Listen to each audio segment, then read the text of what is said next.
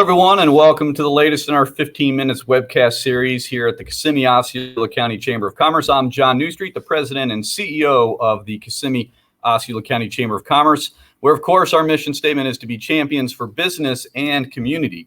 And today we'll have a conversation about a fellow champion who's doing some big things here in our community. And so we'll learn a little bit about Tavistock and their Sunbridge development. And so we welcome to the screen Jim Zaboral, the president of Tavistock Group. Jim, good to see you and welcome. Hi, John. Great to be here today. Yes, sir. So you've been in the area for quite a while. You've seen change. You've driven change. So excited to talk to you and welcome you to the program. We do want to learn a little bit about Sunbridge. So I'm going to start it off with that. I know Sunbridge is a Tavistock development, and it is based in Orange and Osceola, but more than half of it is here in Osceola. So can you talk about that layout and some of the impacts that it'll have, at least on the Osceola side? Sure, John. First of all, name is Jim Zaboral, and I'm actually a managing director at Tavistock Group and the president of the Sunbridge Development Company. So Sunbridge is big. It's about 27,500 acres, and about 15,000 of those acres are in Osceola County. So it encompasses in Osceola County some really pretty land. So the land has a number of areas with these magnificent oak trees and mixed hardwood hammocks and 3 natural lakes. Well, actually 4 natural lakes, but 3 of the natural lakes are tied together by a canal system. So I kind of joke a little bit. It's like a found chain of lakes dropped out of the sky, and so we have this amazing canvas to start with. These lakes, of course, are stocked with fish, and all those kind of things. And so it's a beautiful canvas to start with. As you mentioned, part is in Orange and part is in Osceola County. The Orange County land contains some industrial land that we have the rights to acquire called the International Corporate Park that will become part of Sunbridge in the future. So there's some industrial uses sort of on the north side, but then there's no more infrastructure in Orange County. And in Osceola County, we're just extending some infrastructure now. And so we're starting development off of Cyril's Road in Osceola County, and we have our first community underway there, a community by Del Webb, which is part of Pulte, that's selling, 22, 23 houses a month. So it's been pretty successful so far. But we're really excited about our new community called Westland Park, which will be opening at the end of the year, and will be a mix of housing types, taking some of the lessons that we learned at Laureate Park, our community in Lake Nona, and applying it here. So, you are the developer of Lake Nona, and it's a beautiful community, and you've got a great reputation for what you've done there. So, how does the infrastructure for Sunbridge maybe compare a little bit to what you've done in Lake Nona, especially as you talk about some of your design elements like the lakes and stuff? Yeah, so when I joined Lake Nona, it was 2004. And back in that day, we had a great country club, Tom Fazio golf course, great clubhouse, and we had a small community called North Lake Park that had a couple hundred houses in it when I joined. And so one of the first things we did is we worked with the city of Orlando to obtain some flexible entitlements, and then we went in and installed a bunch of infrastructure. And that infrastructure started with Lake Nona Boulevard, and then the interchange at 417 and Lake Nona Boulevard, and then Tavistock Lakes Boulevard. So we put in a number of infrastructure improvements, and then we sort of went elephant hunting, we like to say, where we went after some big organizations that had lots of jobs associated with them. And I say that one of the ingredients to our success, although there were several, not the least of which is Joe Lewis, who gives us a great ability to do interesting things and think long term and invest the capital behind everything we do. So let's not forget that. But one of the big things behind our success was the ability to attract these companies at this new infrastructure. So if we go over and apply some of that to Sunbridge, we're in a similar spot as I was back then in 04, which is that, we have this great piece of land, but we need infrastructure. And so we're extending Cyril's Drive into Sunbridge. We're making some improvements ultimately on Cyril's. We're trying to get a new intersection built at Cyril's and Narcoossee. And then we're trying to construct a thing that we're calling a road that we're calling Sunbridge Parkway, which will then basically connect Cyril's all the way up through Orange County to the 528 and that new interchange there. So we'll be constructing, in essence, a parallel arterial road to Narcoossee, a couple miles to the east. So those big improvements are really necessary for us to kick off a project of this magnitude. Unlike Lake Nona, at least Lake Nona while I was there, we also are building a water and wastewater plant at Sunbridge. And so we've got a lot of infrastructure.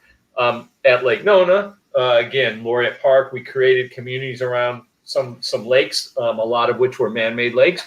We'll have some man-made lakes, of course, at Sunbridge, but as I mentioned, we also have these beautiful natural lakes. So Lake Preston, Lake Joel, and Lake Myrtle are 3 natural lakes that are tied together and will be a part of the amenities of the community. So when we think of Lake Nona versus Sunbridge, I guess first of all, we don't really think like Sunbridge is Lake Nona 2.0. I think, yes, we're going to learn things from Lake Nona that we apply to Sunbridge, but Sunbridge really is its own thing. And it's going to have its own personality, one which initially will be much more focused on nature and living, in nature and being a part of nature.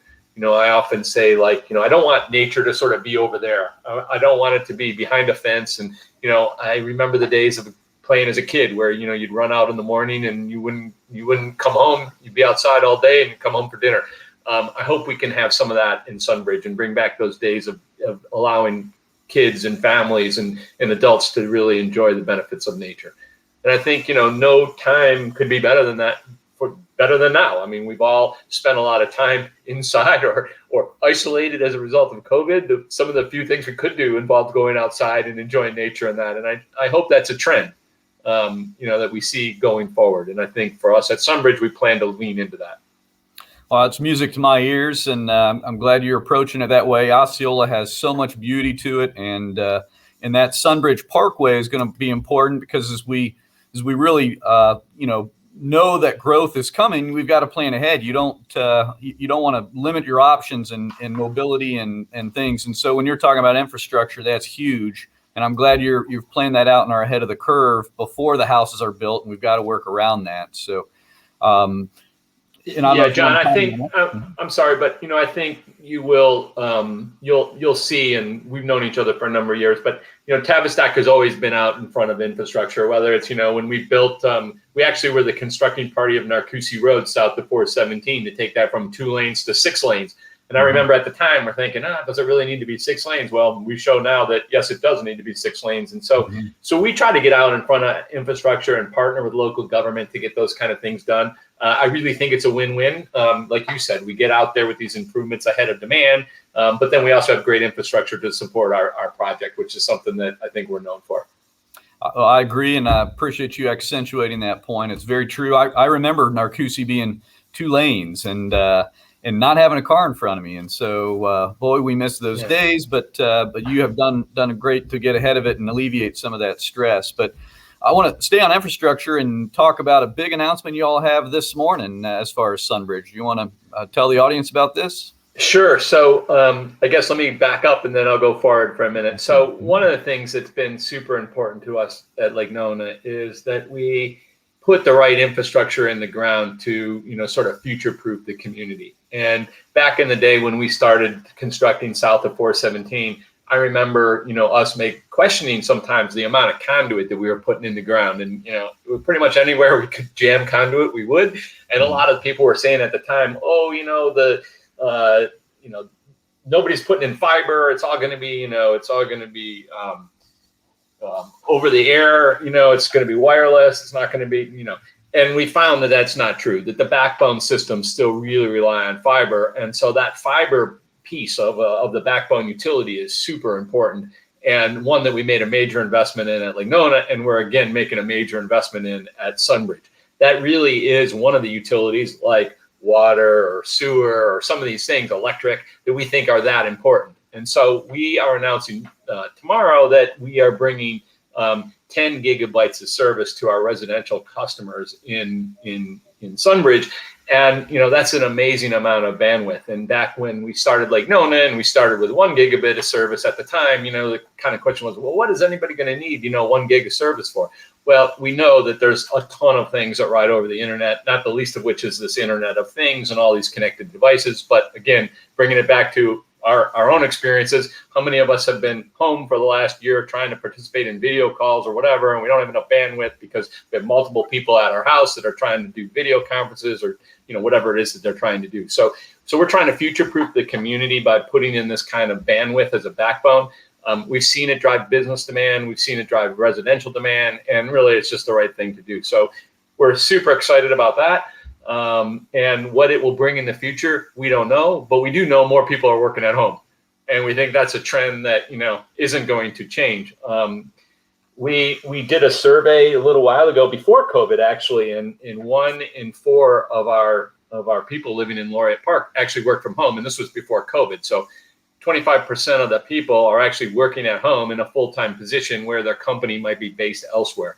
And so, we see more and more of that. And so, to me, the fundamental ingredients of getting Sunbridge started is, putting in this infrastructure, delivering some high quality homes. And then really, I think the magic happens from there when we start to be able to then bring in jobs and schools and other things that ride along that infrastructure.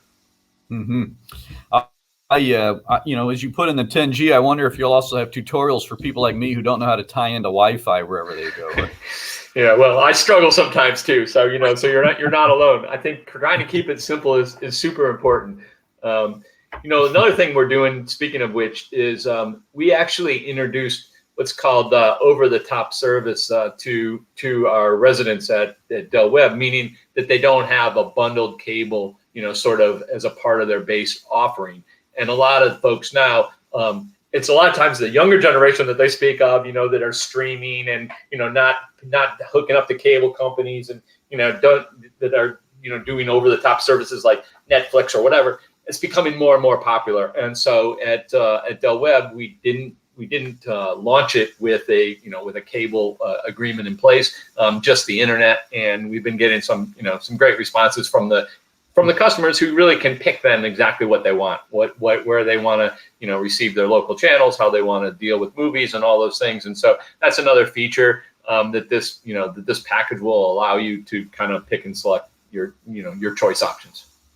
I think it's great. So you already have some inventory online. Is that correct? I guess it's selling at a pretty quick clip, but the opportunity. So if folks want to find you, you have the ability to start talking to them and finding the home for their dreams, right? 100%. Sunbridgeflorida.com is our website, sunbridgefl.com. We currently, like I said, Del Webb, a division of Pulte, is doing a 55 plus community there. Our Westland Park community, which is open to all ages and multiple property types, will be online by the end of the year. So we're just right now working on our builder agreements, finalizing our builder agreements. This sneak preview. It's a lot of the folks that we're already doing business with at Nona that have taken us to where we are today.